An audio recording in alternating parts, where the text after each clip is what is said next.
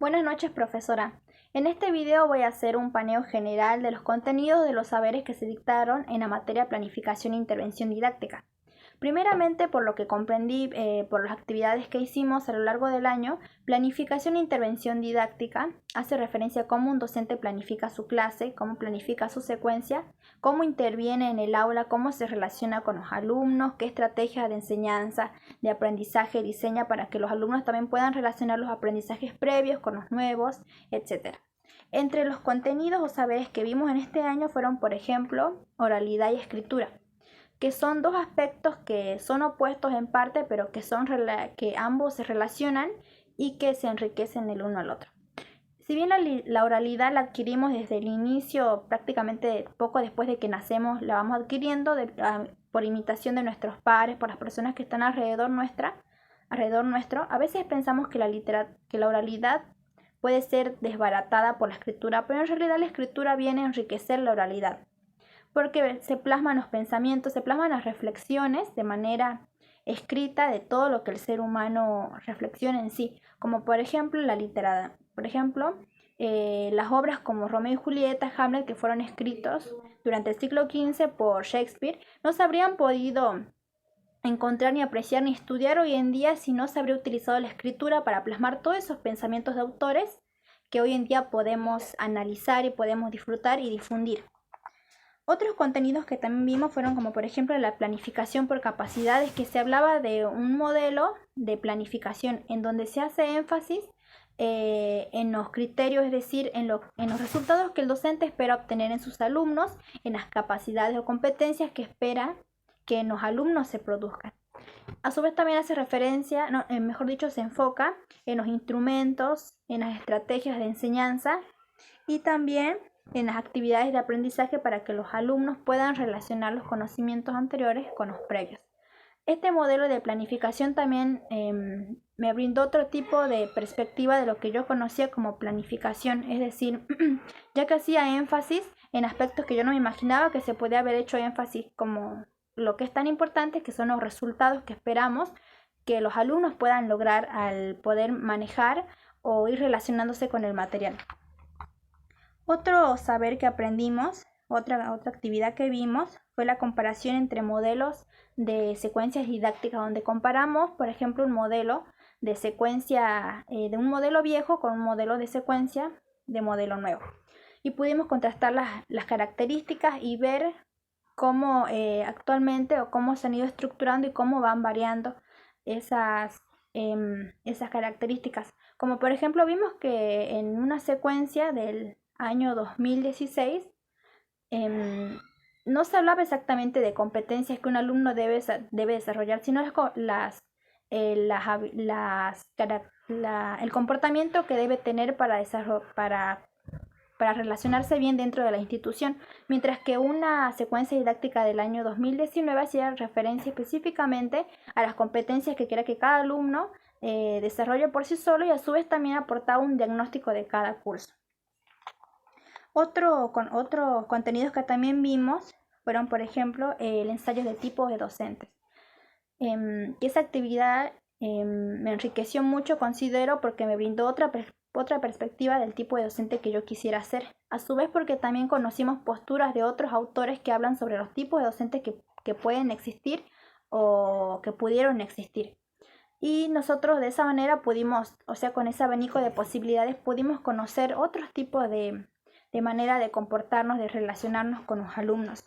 El ensayo nos permitió también reflexionar justamente sobre eso y poder expresar nuestros pensamientos, inclusive nuestras inquietudes. Y a su vez también pudimos reflexionar sobre pensamientos que ni siquiera tal vez pensábamos que teníamos o inquietudes que tal vez no habíamos reflexionado, no sabíamos que teníamos presente dentro de nosotros hasta ese momento.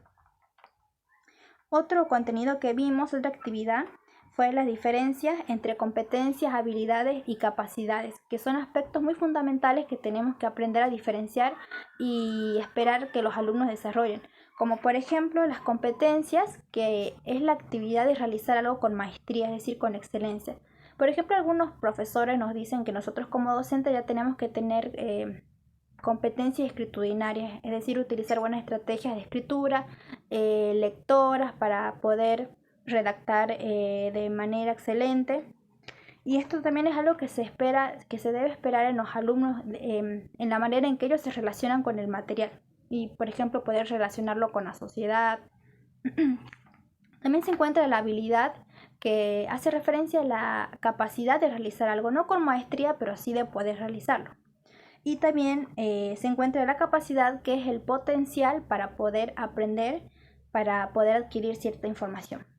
Otro tipo de contenidos que también vimos, que fue para mí muy enriquecedor, fue realizar proyectos educativos con una temática libre que nosotras podamos elegir. En mi caso yo elegí talleres de técnicas de estudio. Yo lo elegí en base a una experiencia que había tenido durante la secundaria, también al principio de la terciaria, donde no podía comprender o adquirir en un determinado tiempo todos los contenidos que nos daban, ya sea porque tenía que rendir y me quedaba poco tiempo. Y también en la secundaria era algo que había vivido y que considero que también hay muchos alumnos hoy en día que también lo pueden estar pasando o lo pudieron haber pasado, y que tal vez por diversas circunstancias tal vez no conocen estos tipos de estrategias de estudio, como por ejemplo son los mapas mentales, que son muy eficientes porque a través de los gráficos se plasman ideas principales, o los mapas conceptuales, entre otros. Otro tipo de saber que también se vio es la didáctica de la lengua y la literatura como disciplina, en donde se abordó la manera en que se relaciona la didáctica con la literatura, cómo se lo puede enseñar a los alumnos. También, por ejemplo, lo que puede esperar un docente de un alumno, que es, por ejemplo, que construya un bagaje en base a la literatura local, o que también pueda construir sus cánones personales, es decir, en base a los géneros literarios que él prefiera. Otra actividad que también acaba de concluir es la realización de secuencias didácticas, en donde pusimos en práctica todos los contenidos vistos a lo largo del año y los que vimos también inclusive desde el inicio, desde que comenzamos la carrera en el profesorado de lengua y literatura. Algunas también consideraciones importantes que vimos durante el proceso de la secuencia didáctica es tener en cuenta el proceso lector, el proceso de estrategia de enseñanza, de aprendizaje, y algo muy fundamental que aún inclusive recuerdo es el proceso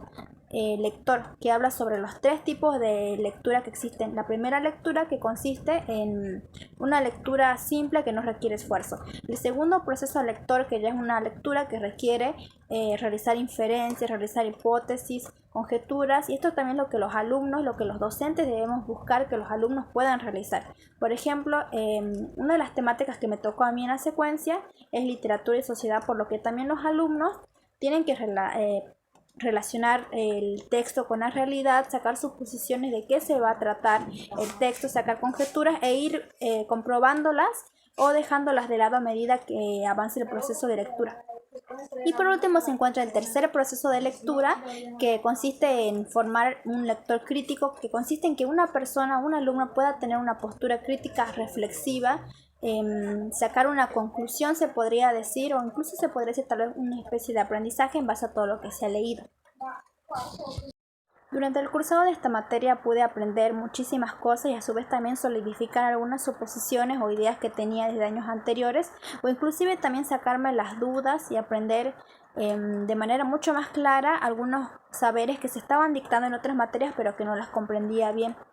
Como por ejemplo pude apreciar y valorar mucho más el proceso lector que se realiza en un alumno, todo lo referido al proceso de aprendizaje, de enseñanza, cómo un docente debe tratar a un alumno, cómo debe relacionarse con un alumno, cómo también se debe construir una secuencia, que era algo que habíamos hecho el año pasado, pero que también ahora lo volvimos a concretar, a plasmar a través de los contenidos, y que también fue como un repaso y a su vez también un refuerzo para en ocasiones posteriores poder realizar secuencias también incluso de mejor manera e ir perfeccionándonos cada vez más.